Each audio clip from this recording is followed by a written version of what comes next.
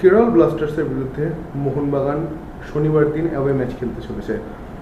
Greg Stewart 4টি yellow card থাকার ফলে এই ম্যাচে খেলতে পারবেন না। স্টুয়ার্ট কিন্তু মোহনবাগানের মাঝ মাঠকে বেশ ভালো মতো পরিচালনা করছিলেন। সেই জায়গায় দাঁড়িয়ে কেরলের মতো সমর্থক পুষ্ট মাঠে কতটা প্রেশারে পড়তে পারে দল। আর আরেকটা এর সঙ্গে আরেকটা আছে যে স্টুয়ার্ট যদি না খেলে সেক্ষেত্রে কামিন্স না দিমি, আপনি কাকে প্রেফার করবেন শুরু করার দিক থেকে? কারণ দিবি কিন্তু রিকভারি করার পর দীর্ঘদিন বেঞ্চে বসে। পরের প্রশ্নটা দিয়ে প্রথমে শুরু করি, সেটা হচ্ছে কে খেলবে সেটা সম্পূর্ণ কোচের চয়েস। কামিন্স খেলবে না দিমি খেলবে, সম্পূর্ণ কোচ ওই মুহূর্তে যেটা বুঝবে, কারণ উনি রোজ প্র্যাকটিসের মধ্যে আছেন, উনি দেখছেন কে ভালো খেলবে তাকেই খেলাবেন এবং বেস্ট 11ই খেলবে, অ্যাভেলেবেল বেস্ট 11।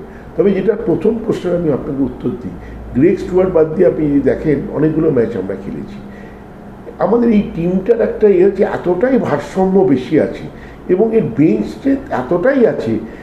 গ্রেগ স্টুয়ার্ট খেললো না, কামিন্স খেললো না, ওপরে দিমি খেললো না, ম্যাকলারেন খেললো না, নিচে দিব্যেন্দু খেললো না, টম খেললো, টিম কিন্তু সেই ক্লিন শিটই রেখে চলেছে, টিম কিন্তু জিতেই চলেছে।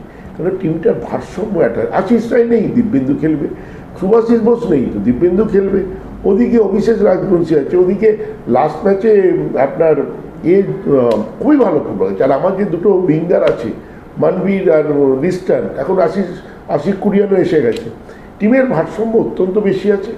সেই জন্যে কে থাকলো আর কে থাকলো না তাতে মোহনবাগানের কিছু যায় আসে না, মোহনবাগান সেরা খেলা খেলবে।